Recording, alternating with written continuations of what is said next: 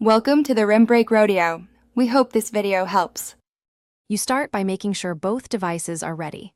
Update iPhone and Apple Watch when possible, enable Bluetooth and Wi-Fi, and keep them close.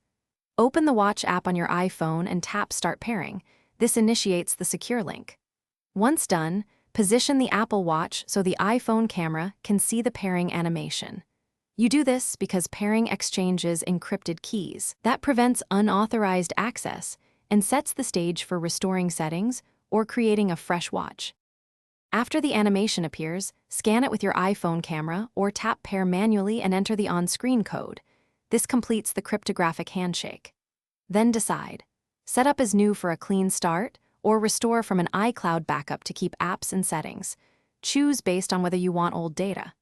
Make sure you sign in with your Apple ID and enable features like Find My, Health Sync, and location services so notifications, app installs, and backups work smoothly going forward. Once pairing finishes, let the watch sync apps and data. This can take several minutes. Be patient while you see progress on the watch app. If syncing stalls, restart both devices and check Bluetooth and Wi-Fi. That often clears transient issues. If problems persist, unpair the watch from the iPhone. It makes a backup, then repair or reset network settings on the iPhone. Use unpair/repair as the last step because it forces a fresh secure key exchange and usually resolves. Thanks for watching. Consider subscribing if we helped you.